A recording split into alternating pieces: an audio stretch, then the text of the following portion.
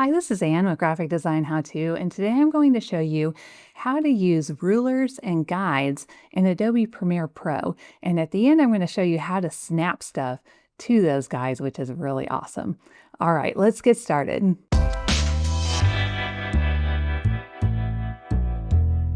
First, click up here in the program monitor, which is where your video shows.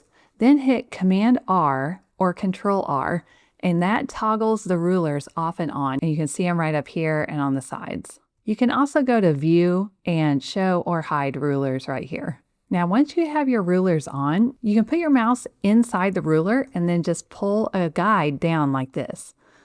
We can also pull one in from the side. So it's very similar to Illustrator or Photoshop if you're used to using them there.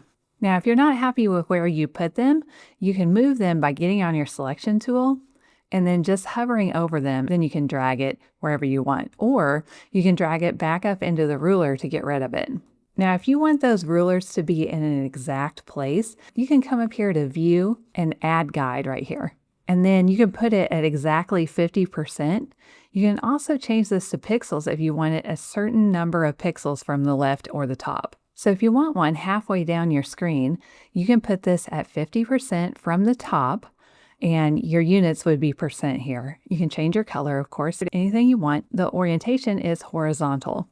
So if we say OK, it's going to put a horizontal rule right in the middle of our screen. I'll go ahead and add another guide. I'll change my orientation to vertical, and I want my position to be 100 pixels in from the left. We'll say OK. So now we have this option. It really allows you to add guides exactly where you want them. Now, if you want to get rid of all guides at once, you can go to View, Clear Guides right here. But just know that if you do that, they are gone for good. You can't undo. You can also save guide setups as templates. So to do that, you can go to View, Guide Templates, and then choose Save Guides as Templates.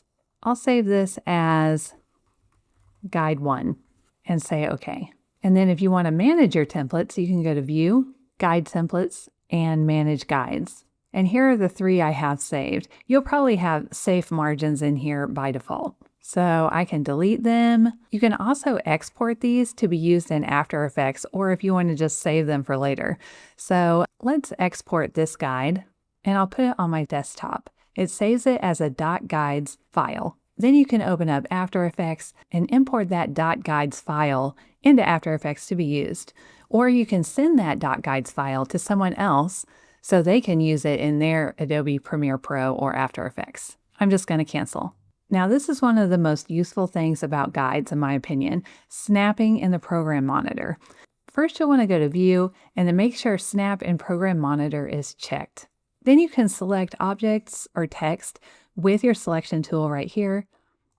I'm just going to click this, and when I drag it, it just automatically snaps to those guides.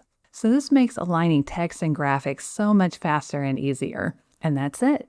All right, I hope this video is helpful for you. If you liked it and you want to see more videos like this, just click on the subscribe button and the little bell next to it, and you'll be notified every time a new video comes out.